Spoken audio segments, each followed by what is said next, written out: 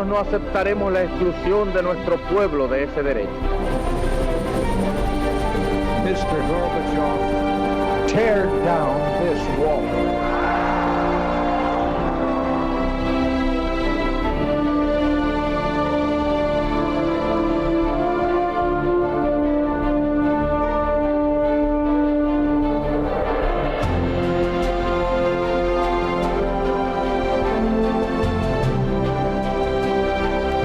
Buenas noches, señoras, caballeros. Igual en su pueblo o ciudad hay una plaza dedicada a las brigadas internacionales. Hay un montón de lugares de España donde hay calles, plazas, parques, en fin, hasta colegios dedicados a las brigadas internacionales. ¿Y qué fueron? Bueno, pues fueron una tropa voluntaria de carácter fundamentalmente comunista y anarquista reclutada por la Internacional Comunista de Stalin para hacer la guerra aquí. Las cosas son como son. Hoy vamos a hablar de las brigadas internacionales. Dentro de la intervención extranjera en la Guerra Civil Española, hubo una unidad cuya presencia en nuestro país serviría para tejer una singular leyenda: las Brigadas Internacionales, una unidad de voluntarios compuesta sobre la base de los partidos comunistas de Europa y América. Las brigadas fueron creación directa de la Internacional Comunista, es decir, de Moscú. La idea se atribuye a Willy Munzenberg, jefe de propaganda de la Comintern para Europa Occidental. En dos sesiones, el 21 y el 26 de julio de 1936, la Internacional de los Partidos Comunistas, Comintern, y la Internacional Sindical de la misma obediencia, Profintern, acordaron crear un fondo de 1.000 millones de francos franceses que serían aportados por los sindicatos soviéticos. El comité rector de la iniciativa estaba compuesto por comunistas: el italiano Palmiro Togliatti, el francés Maurice Torres y los españoles José Díaz y Dolores Ibarruri, a los que se añadió después, como un formulismo, el líder socialista español Francisco Largo Caballero. El 20 de agosto, el agente soviético Koltsov puso a disposición del gobierno español 35 millones de francos para sufragar el proyecto. La Comintern abrió banderines de enganche en distintos puntos de Europa, siempre bajo el control exclusivo de los partidos comunistas. El contingente inicialmente previsto de en torno a 5.000 hombres terminó convirtiéndose en un ejército que rondó los 60.000 soldados a lo largo de la guerra. Como jefe de las brigadas se destinó al comunista francés André Marty. Su base estuvo en Albacete. Pese a la aureola romántica que les ha otorgado la propaganda, lo cierto es que las brigadas internacionales reprodujeron todos los rasgos paranoides del comunismo de la época, incluidas las purgas internas. El propio André Marty, su jefe, escribió en noviembre de 1937 al Comité Central del Partido Comunista Francés que había mandado ejecutar a 500 brigadistas sospechosos de desviacionismo político. También es muy conocida la carta de un brigadista procedente de los Estados Unidos, Sandros Boros, comunista, que comentando la retirada de Teruel en 1938 escribía: los líderes del Kremlin, aunque nos proporcionan material, confían sobre todo en el terror. Oficiales y soldados son implacablemente ejecutados siguiendo sus órdenes. El número de víctimas es particularmente elevado entre los polacos, eslavos, alemanes y húngaros. Las brigadas participarán en la mayor parte de las grandes batallas de la Guerra Civil en el centro y en el este, desde la defensa de Madrid en noviembre de 1936 hasta la batalla del Ebro. En el verano de 1938, mientras el Frente Popular afrontaba su última ofensiva en el Ebro, Stalin decidió abandonar gradualmente España. El primer paso será la retirada de las brigadas internacionales, que se verificará en septiembre, pero que se había resuelto meses antes en París. Dejaban entre 9.000 y 10.000 bajas en suelo español.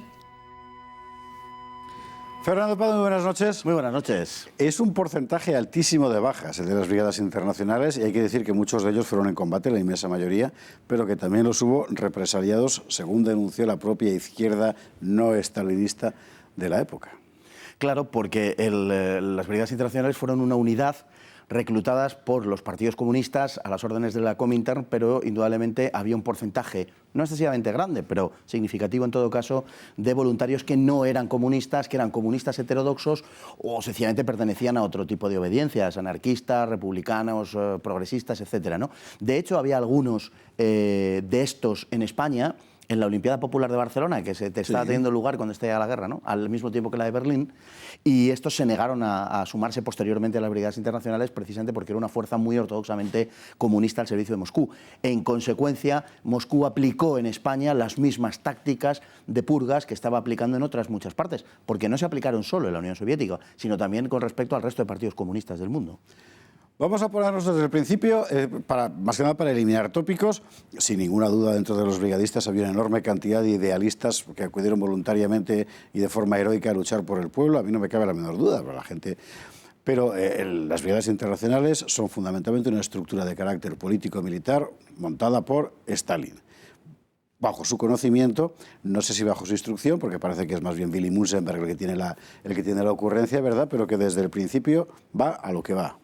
Sin duda ninguna. Es una fuerza política, una fuerza militar, perdón, al servicio de un objetivo político. Un objetivo político doble. Por un lado, dirigir, condicionar en gran parte la política de la República Española y por otro lado eso también al servicio de la política exterior de Stalin. El objetivo era un objetivo, digamos, político de carácter soviético. En ese momento Stalin está desplegando una determinada estrategia que consiste en acercarse a Francia y a Gran Bretaña, a las potencias democráticas, para mostrarle que él es beligerante frente al fascismo, frente a Hitler. El problema está en que Gran Bretaña en 1936 está en una postura bastante ambigua con respecto a Alemania. Ambigua cuando no favorable. Es en definitiva el año de la remilitarización de Renania, ante la que Gran Bretaña no hará nada, ¿no? Por tanto, esa estrategia choca con Gran Bretaña y no tiene éxito, pero ese es el propósito de Stalin. Es una fuerza al servicio de la política exterior de Stalin, lo cual no quita idealismo para muchos de los componentes que anduvieron en ella, por supuesto. Al frente de las brigadas colocan a André Martí, que no es un militar, es un militante comunista francés, pasado, es verdad, por la Academia Militar Soviética, como otros muchos militares, estos sí, que van a mandar alemanes, en fin, de diferentes procedencias, en las brigadas internacionales. Martí, fundamentalmente, va a hacer de jefe político. Martí hace de jefe político, sí, los jefes militares son otros, pero... es el gran alma mater, digamos, de todo el proyecto, sobre todo en España, aunque ya lo es desde Francia. En Francia se reclutaba en dos sitios, en dos sedes distintas, una para los procedentes de los países democráticos y otra para los procedentes de los países totalitarios, Alemania, Italia, Austria, ¿no?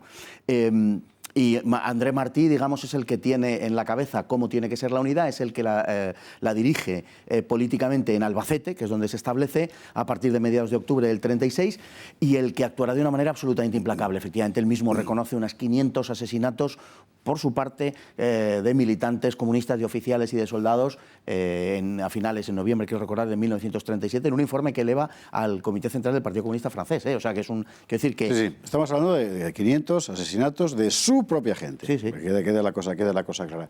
Una vez en combate, las brigadas internacionales son valerosas, relativamente útiles en ciertos frentes, en el de Madrid, por ejemplo, desde luego que lo son, y en el resto... Bueno, en el frente de Madrid, efectivamente, sí, desde el punto de vista militar, pero hay que tener en cuenta también una cosa. Las brigadas internacionales llegan en un momento muy determinado, que es cuando Varela está acercándose a la ciudad universitaria. Aquello, sin duda ninguna, tiene, digamos, un eco de una gran emotividad entre el pueblo de Madrid afecto al Frente Popular. Pues claro, parece que son los salvadores y en efecto lo son, pero claro, Varela también llega con unos 5.000 hombres que están exhaustos, procedentes, bueno, pues de toda la campaña, ¿no?, que han hecho desde Andalucía Occidental a través de Extremadura, Toledo, etcétera. Con lo cual también hay que poner ese hecho militar en su justa medida, ¿no?, en su justo valor. Y en el resto de frentes, sin duda ninguna, tendrán un valor militar claro, pero tenemos que señalar varias cosas. Una, por ejemplo, es que operaban de forma bastante independiente, no dependían de los mandos del Ejército Popular, del Ejército de la República, y esto es importante a la hora de operar militarmente. Y en segundo lugar, bueno, las brigadas internacionales tuvieron, como digo, un valor relativo. En el Jarama, por ejemplo, es conocida su participación relativamente valiosa, pero luego, por ejemplo, la batalla de Teruel no fue una gran aportación militar la que tuvieron, sufrieron un serio revés. En la batalla siguiente de Aragón, cuando llegan los nacionales a Vinaroz, sucede lo mismo, y en la batalla del Ebro, que es su canto del cisne, podemos decir, donde de 27 grandes unidades republicanas que actúan, 25 están dirigidas por comunistas, o sea, es un ejército prácticamente comunista. En principio, digamos que la actuación de las brigadas internacionales es notable, pero finalmente termina desempeñando desempeñando un papel regular. Y además hay que matizar una cosa en ese caso: para mediados de 1938 la mayor parte de las brigadas internacionales ya estaban compuestas por españoles, no por extranjeros. Esto es interesante, porque las brigadas internacionales terminan convirtiéndose en una especie de banderín de enganche propagandístico en el que empiezan a entrar efectivamente españoles. Eso es. Básicamente, claro, digamos que para un ejército que sufre una derrota tras otra, como es el caso del Ejército Popular de la República, que lo viene sufriendo desde el principio de la guerra casi sin excepción, naturalmente que necesitan, en fin, algo que estimule su moral, ¿no?